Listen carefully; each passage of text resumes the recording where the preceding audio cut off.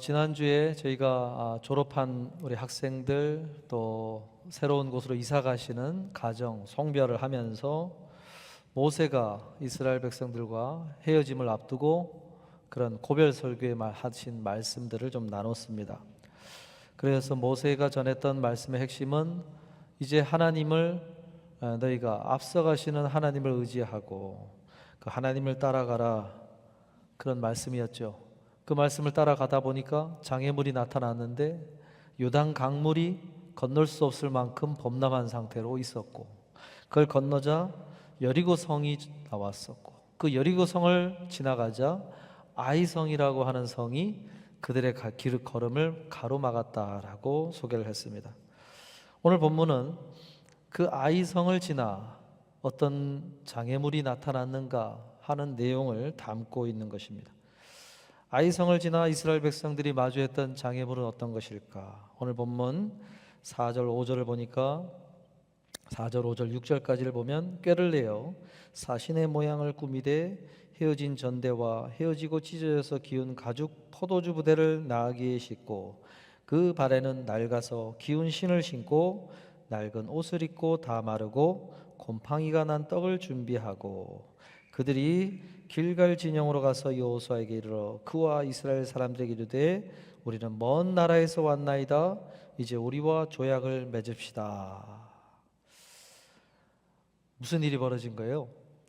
어느 민족 사람들이 보낸 사신이라고 대표라고 하는 사람들이 찾아왔는데, 자신들은 이 가나안 땅에 살지 않고 먼 곳에 사는 사람들입니다. 그런데 당신들과 화평한 조약을 맺기를 원해서 찾아왔습니다라고 한 그런 사람들을 만나게 됐다는 거예요. 그러면서 그 이야기를 해오는 것이죠. 한마디로 가나안 땅에 살고 있는 기브온 족속이 자신들이 가나안 땅에 살고 있는 민족이 아니라고 꾸미기 위해서 저희는 아주 먼 곳에서 여러분을 만나러 왔습니다 하고, 자기들은 가나안 족속이 아닙니다 라고 하면서 그들을 속이기 위해서 낡은 옷을 입고 곰팡이가 핀 떡을 준비해서 오랜 기간 여행길을 떠나왔다고 하는 것을 증명해 보이기 위해서 그런 모습으로 그런 물건들을 들이대면서 이스라엘 백성들과 조약을 맺자고 했다는 거예요. 그것을 그대로 믿고 실제로 조약을 맺었다는 것이죠. 그런데 나중에 보니까 거짓말이었더라. 그들은 기브온이라고 하는 곳에 살고 있는 주민들이었더라 하는 것을 알게 됐죠. 그러나 이미 맺은 조약들 때문에 그들을 죽이지 않고 대신 성전을 섬길 때 필요한 일, 나무를 패다가 제사를 드릴 때 제물을 태우기 위한 나무를 패어서 장작을 준비하고, 또 물두멍에 놓아야 될 물을 준비하는, 물 길러다 놓는 사람으로 그 역할을 하게 하면서 이스라엘 백성들과 함께 그 땅에 살도록 하게 되었다고 하는 그 본문 말씀을 우리가 읽은 것입니다. 그런데 이때로부터 한 번만 된 게 아니라 이제 가나안 민족들이 자기의 땅을 분배받아서 싸움을 해가면서 다른 족속이 그런 거죠. 아니, 기브온 족속하고도 그랬으면 우리하고도 그래야 되는 거 아니냐 하면서 자꾸만 이제 다른 민족들과도 함께 협정을 맺고 서로 같이 그 땅에서 지내게 하는 일들이 생겨나게 되는 그 첫 시작점이 오늘 이 본문에서 생겨나게 된 것입니다. 그러면서 사사기 시대로 들어가는데, 그때부터 영적인 그들의 우상 문화, 그들이 함께 살면서 생겨나는 많은 문화가 이스라엘 민족들 가운데 영향을 미치게 됐다고 하는 그 시대 속으로 들어가게 된 것입니다. 그래서 어떻게 보면 이제 점점 가나안 땅으로 들어가면서 생겨나는 장애물들을 가만히 보니까 어떤 특징이 있느냐? 처음에 나타난 장애물은 환경적인 장애물들이었어요. 요단강이라고 하는 것, 자연 환경이죠. 그런 환경적인 어려움에서 점점 여리고성, 어떤 군사적인 장애물이 있었다고 한다면, 아이성으로 가면서는 아간이라고 하는 사람의 개인적인 죄의 문제, 그리고 이번에 기부 온 사람들과의 장애물을 보니까 사람들과의 관계적인 문제, 그리고 지혜의 문제, 분별의 문제, 내적인 어떤 분별의 문제, 이런 것으로 장애물들이 점점 성격을 달리하면서 진행이 되고 있는 것을 오늘 성경 말씀을 우리들에게 소개해 주는 것입니다. 이것은 오늘 우리가 하나님 나라의 하나님 나라와는 상관없이 살던 우리가 복음을 듣고 죄의 문화에서 이제 의의 문화, 하나님의 나라의 백성으로서의 걸음을 시작을 하고 광야를 지나 하나님이 약속하신 하나님의 나라로 나아가는 그 여정 가운데 있는 우리들에게 알려주는 것이죠. 우리가 마주할 수 있는 장애물, 환경적인 외적인 장애물을 넘어서면 무슨 장애물들이 나타날 것인가 하는 것을 점점 우리에게 소개해 주는 거예요. 그러면서 어떤 장애물이 나올 수 있다는 것입니까? 사람들과의 관계 속에서 지혜의 문제, 분별의 문제, 이런 것 속에서 어려움이 찾아올 것이다 라는 것을 알려주는 것입니다. 오늘 본문 14절에 보면, 그럼 왜 이스라엘 백성들이 이 기브온 족속들과의 만남 속에서 그들이 그것을 잘 분별해내지 못하고 그들에게 속아서 그렇게 하게 되었을까? 그 장애물을 성공적으로 넘어서질 못했을까? 그 이유를 오늘 본문 14절에서는 이렇게 소개해주고 있습니다. 무리가 그들의 양식을 취하고는 어떻게 할지를 여호와께 묻지 아니하였다. 여호와께 묻지 아니하였다. 하나님께 어떻게 할지를 기도함으로 하나님의 지혜를 구하지 아니하였다. 그래서 그 장애물을 넘어서지 못했다라고 소개를 하는 거예요. 여러분, 기도하지 않았기 때문에, 여호와께 묻지 않았기 때문에 뭐만 남은 것입니까? 무엇만으로 판단을 해야 됐습니까? 기브온 족속이 일방적으로 내놓았던 했던 말들이 얼마나 설득력이 있었는가? 설득력이 있었냐는 얘기는 그들이 했던 말을 서포트해주는 증거물이, 눈으로 보고 만져보고 판단할 수 있는 것들이 얼마나 완벽하게 들어맞았는가가 중요한 것이었는데, 설득력이 있었어요. 그들이 한 말을 증거를 내밀기 위해서 기브온 족속들이 사신의 모양을 꾸미고 전대를 했는데 헤어지고 찢어진 자국이 있는 것들을 가지고 왔어요. 포도주를 담은 부대를 보여주면서 우리가 여행한 날이 얼마나 오래되었길래 이렇게 포도주 부대가 이렇게 낡아졌습니다 하고 그걸 들이켜 내놓았어요. 아주 설득력 있죠. 낡아서 기운 신을 보여줬어요. 낡은 옷을 입고 있는 걸 보여줬어요. 그리고 자기들의 먹거리를 보여주는데 마르고 곰팡이가 난 떡을 내모았어요. 그들이 하는 말과 증거물이 완벽하게 일치했어요. 조금 더 의심의 여지가 없었어요. 자, 판단할, 아무리 눈으로 보고 만져보고 그들의 말을 곰곰이 생각해 보아도 다 들어맞았어요. 그러니 그들에게는 그렇게 결정할 수밖에 없었던 거죠. 그런데 성경은 뭐라고 이야기합니까? 그렇다 할지라도, 너희들이 보기에, 생각하기에, 또 너희들이 확보한 증거물이 아무리 그럴듯하게 보여도 오늘 성경은 그래도 하나님께 기도했어야 한다 라고 이야기를 하는 것입니다. 여호와께 어떻게 할지를 물었어야 한다. 그런데 너희는 그렇게 하지 않았다. 그것이 너희가 실패한 이유다라고 소개를 한 것입니다. 여러분, 우리는 기도해야 될 이유가 보이지 않아도 기도해야 된다는 것입니다.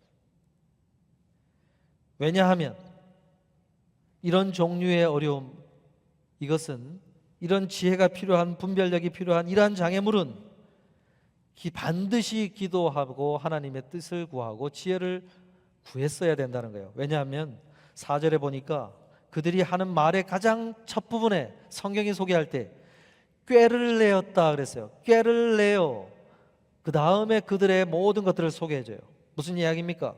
그들이 보이는 말과 그들이 들려준 말과 보이는 것들이 아무리 설득력 있다 할지라도, 아무리 조금 더 의심할 수 없는 증거물이 보여진다고 할지라도 그것은 그들이 꾀를 내어 내놓은 말이고 꾀를 내어 준비한 것들이기 때문에 그렇다 그랬어요.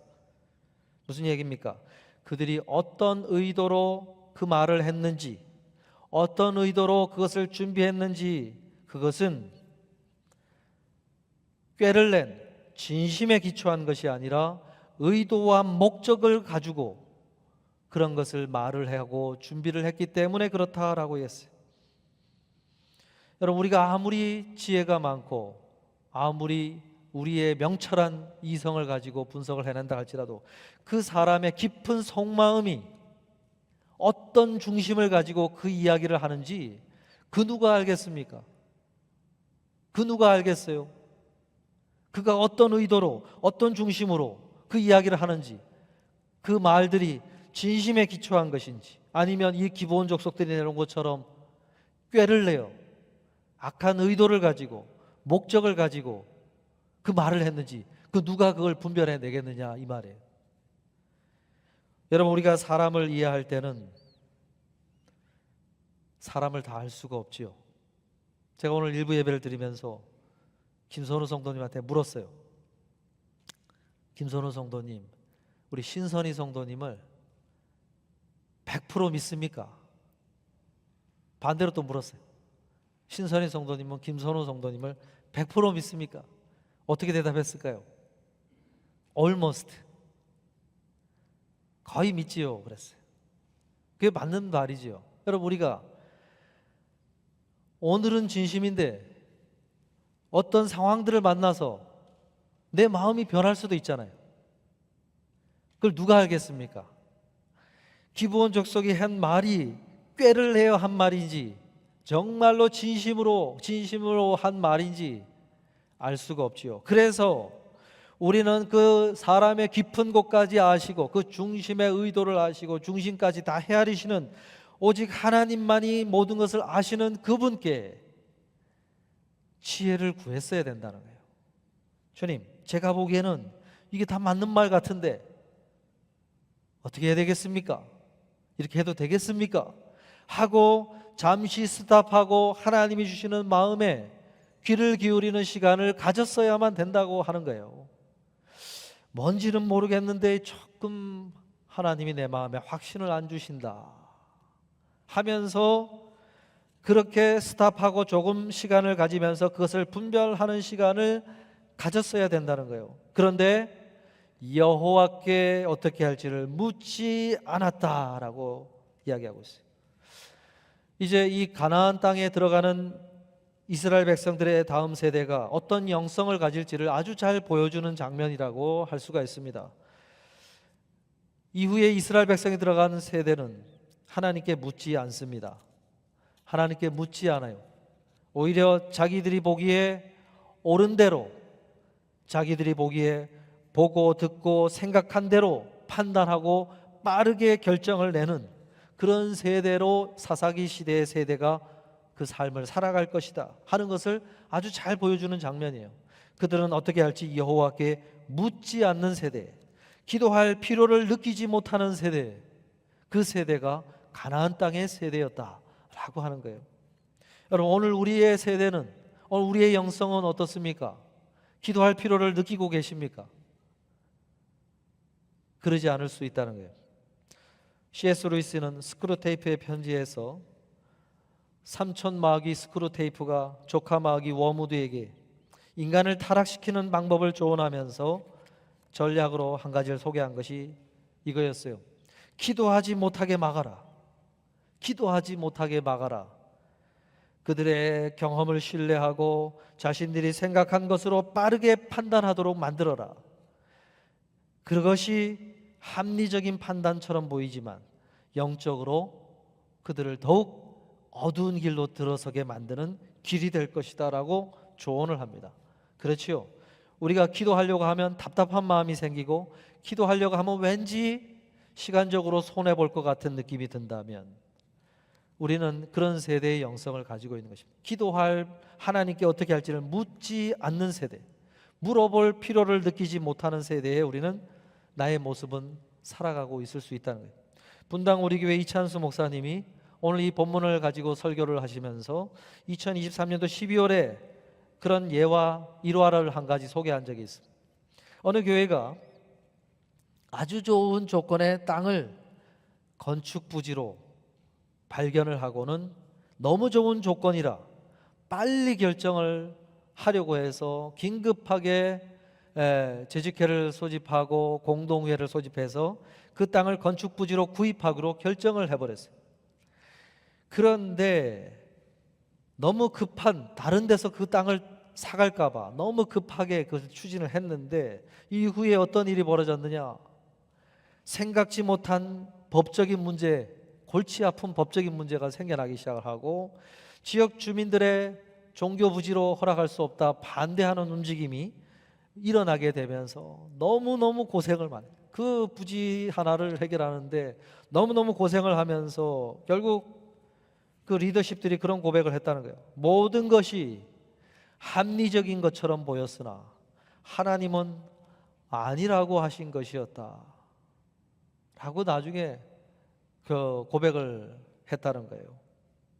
여러분, 그렇다는 거예요. 우리가 너무 내가 보기에는 합리적으로 보이고 그런 결정을 내리는 것이 조금도 의심의 여지가 없는 것처럼 보이는데 그때 스탑하고 하나님 앞에 뜻을 구하는 시간을 갖지 않고 결정을 했을 때 그날이 지나고 그 시점으로는 정말 그게 맞았는데 조금 시간이 지나니까 예상하지 못한 일들이 생기고, 와, 내가 이 일에 왜 이랬을까, 후회하는 일들이 생기게 되는 일들이 우리 가운데 일어난다는 거예요.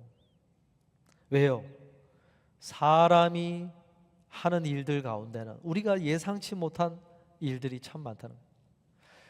제가 한국에 있을 때 유학을 떠나오기 전에 그 전세금을 빼가지고 유학자금을 마련을 해야 되는 상황이 생겼거든요. 근데 나중에 조그만 빌라였어요. 28평짜리 빌라였는데 그 빌라를 계약을 해가지고 한 4년 반 살고 이제 전세금을 빼려고 보니까 그 주인이 그 주택 담보로 많은 담보를 잡아놨는데 그게 해결이 안 된 채로 부채로 경매로 넘어가게 되는 일이 벌어진 거예요.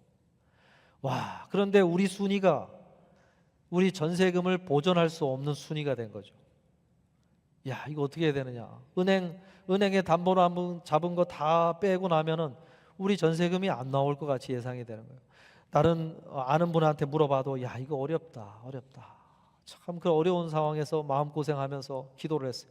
그래서 이제 그게 이제 경매장으로 법정 경매가 들어가는데 경매를 하는 현장에 갔는데 한 열 몇 명이 입찰을 했어요. 근데 하나님께 기도를 했죠. 하나님 어떻게 합니까? 근데 아니나 다를까 그 사람들이 자기가 입찰에 희망하는 가격을 써냈는데 보통 사람들이 써낸 거에 한 2천만 원을 더 부른 사람이 한 사람이 있었던 거예요. 야, 사람들이 나중에 입찰가가 경매가 이제 오픈이 됐는데 그 사람에게 낙찰이 된 거죠. 사람들이 나오면서 하는 얘기가 아니 저 사람은 무슨 생각으로 저렇게 적어냈을까 하는 거예요. 근데 딱 저희 전세금까지 보전이 된 거예요. 그 입찰가에 의해서. 여러분, 우리가 그런 거 아닙니까? 사람이 하는 일들이 가만히 보면은 하루아침 다음 날 한 해 일을 하루 다음 날의 일들을 가늠하기 어려운 일들이 참 많다는 거죠. 그래서 모든 일을 할 때 하나님께 묻는 기도가 필요하다는 것입니다. 하나님께 묻지 않는 이 결정 때문에 이스라엘 백성들이 큰 고통을 당해요. 어떤 고통을 당하느냐? 기브온 족속이 그렇게 했다는 사실을 알고 가나안 족속 다섯 민족이 연합군을 형성을 해가지고 전쟁을 벌여옵니다. 예루살렘, 헤브론, 야르뭇, 라기스, 에글론이 연합해서 큰 군대를 일으켜서 전쟁을 벌여왔어요. 한 민족씩 순차적으로 해결해 가면은 감당해낼 수 있는 전쟁이었는데 다섯 민족이 연합을 해가지고 군대를 일으키니까 어떡합니까? 그래서 초반에 전세가 너무 불리했어요. 힘들었어요. 그러는 가운데 여호수아가 아주 유명한 기도를 드립니다.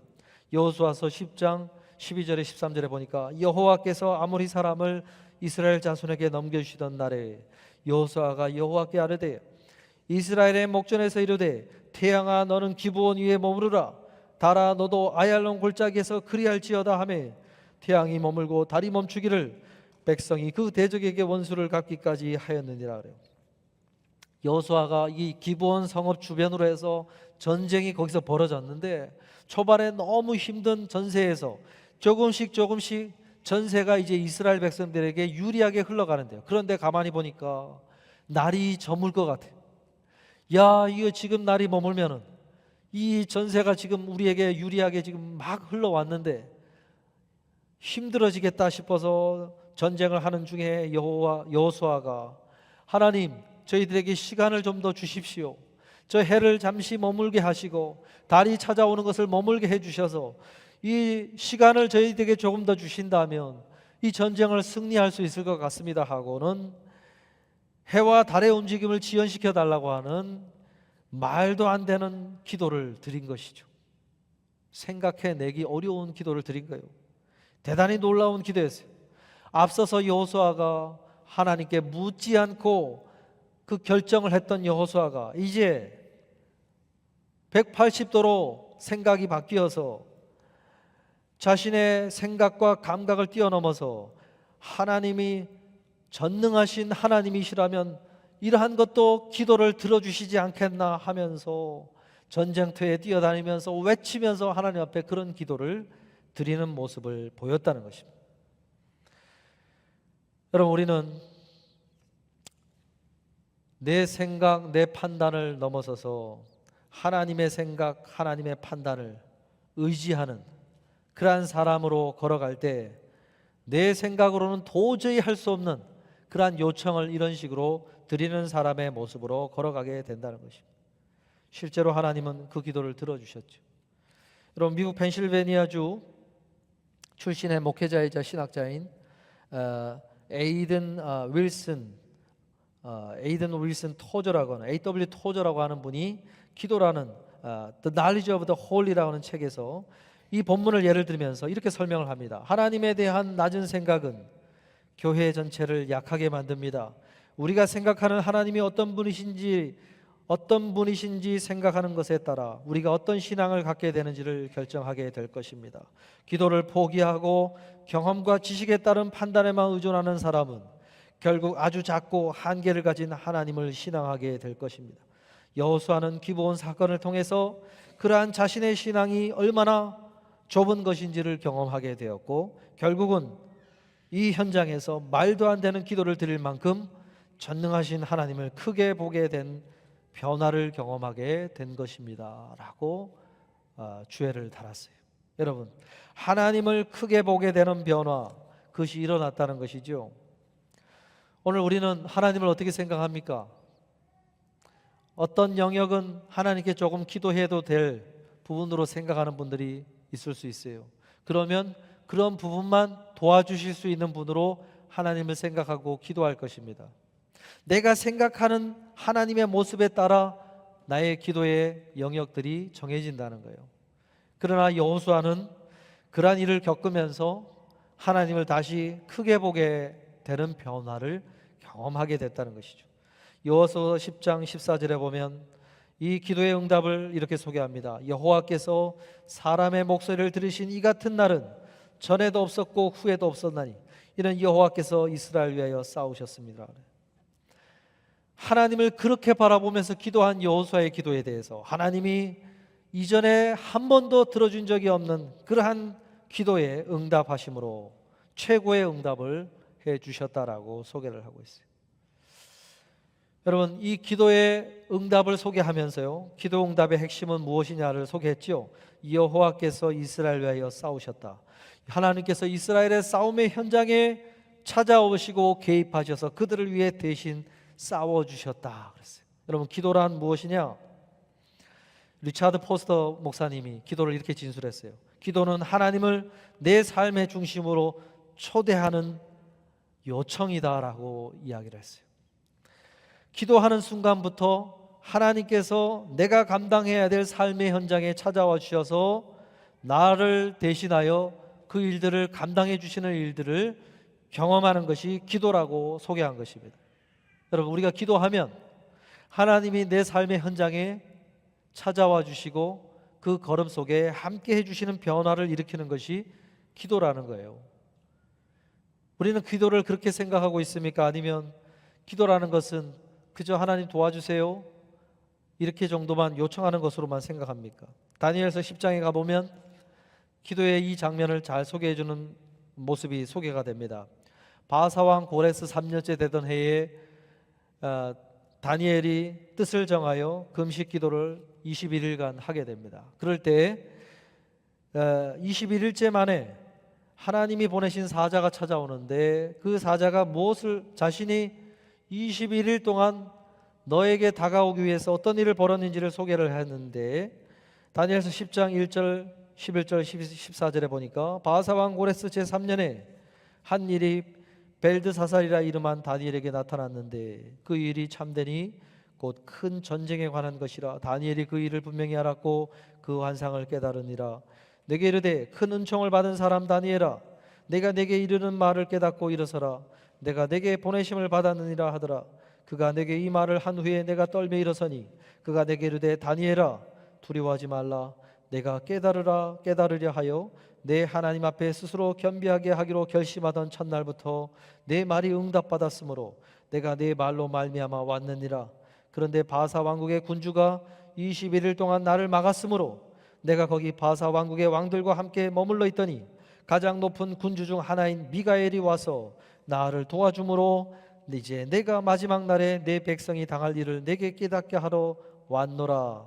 이는 이 환상이 오랜 후에 일임이라 하더라. 그래요. 무슨 얘기냐면 다니엘이 기도를 하기 시작한 일 첫날부터 하나님이 나를 너에게 보냈는데 바사왕의 군주가 자신이 오는 그 걸음을 가로막았다라고 소개를 했어요. 그래서 가로막혀서 오지 못하고 있는데 다른 군주 미가엘이 찾아와서 나를 도와주므로 그 진을 뚫고 너에게 이렇게 찾아올 수 있었다라고 소개를 한 거예요. 미가엘을 이야기하는 걸 보니까 천사장을 이야기를 하는 걸 보니까 기도하는 순간부터 어떤 영적인 충돌이 있었고 싸움이 있었는지를 소개한 거예요. 하나님이 천사를 보내어 다니엘에게 보냈는데 그것을 가로막는 미가엘과 같은 어떤 힘 있는 세력, 사단을 이야기하는 것이겠죠. 사단이 그것을 가로막았고 그것을 돕기 위하여 미가엘과 같은 천사장이 더욱 추가로 급파되어서 그 충돌을 뚫고 21일 만에 다니엘에게 도착하였다 하면서 자기를 소개한 거예요. 여러분, 우리가 기도하는 순간부터 우리가 보이지 않는 영적 세계에 움직임이 일어난다고 소개를 한 것입니다. 움직임이 일어난다. 하나님의 움직임, 그리고 그것을 가로막기 위한 사단의 움직임이 치열하게 싸움이 벌어지는 현장이 영적 세계에서 일어난다고 하는 거예요. 그러나 중요한 것은 우리가 기도하는 순간부터 하나님이 우리의 삶의 현장에 개입하시는 움직임이 벌어진다는 것입니다. 그런 기도의 비밀한 것을 아는 사람은 하나님 앞에 기도를 하게 되어 있어요. 하나님 부르는 순간부터 영적 세계의 움직임이 일어나는 것을 아는 사람은 기도하게 되어 있다는 거예요. 그래서 나의 삶의 현장에 하나님의 그러한 도움의 손길들, 천사들이 진을 치고 그 속에서 내 삶의 모든 걸음들을 도와주는 걸음들이 벌어진다고 하는 사실을, 그것을 기억하라는 것입니다. 그런데 우리는 어떻게 생각하느냐? 그렇게 생각을 안 하고 내가 판단하고 내가 본 대로, 내가 경험한 대로 모든 것을 결정짓는 것이 안전지대라고 여겨요. 그것이 안전지대다, 예측 가능한 지대다 하면서 그 속에서 안심하고 내가 판단한 대로, 내가 컨트롤한 대로 내 삶을 살아가기 시작해요. 그런데 실제로는 거기서 어떤 일이 벌어집니까? 때로는 속고 속이며 후회하는 일들이 거기서 내가 생각하는 일상의 안전지대에서 벌어지는 거예요. 그렇지 않습니까? 내가 왜 이랬을까? 또 후회합니다. 그러고는 또 내가 컨트롤한 대로, 내가 세운 계획대로 내 의지를 가지고 걸어가면 잘 되리라 생각하고 걸어가다가 내가 왜 이랬을까? 속고 속이며 불행하고 후회하고 하는 일들이 그 안전지대 가운데 많이 일어난다.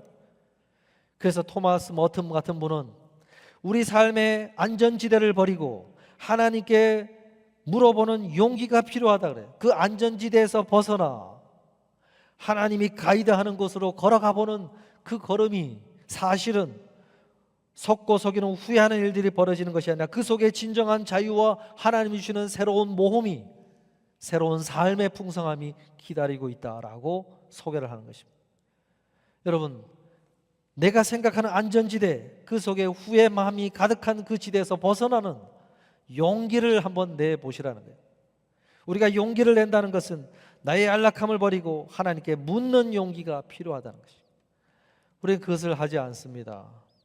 그 지대에서 벗어나야 돼요. 사실은 그 지대에서 벗어나 하나님이 가이드하는 곳으로 가야 그 속에 새로운 어떤 삶의 지대가 나오게 된다는 것입니다.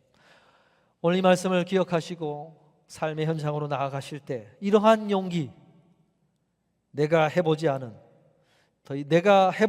기도의 영역들, 기도의 제목들, 그것을 한번 해보시는 우리 모두가 되셔서 하루하루 지났을 때 뻔한 스토리가 아니라 하나님이 가이드한 곳에서 경험하게 된 새로운 경험을 가지고 나의 영적 지경이 넓어지시는 우리 모두가 되시기를 주님의 이름으로 축복합니다.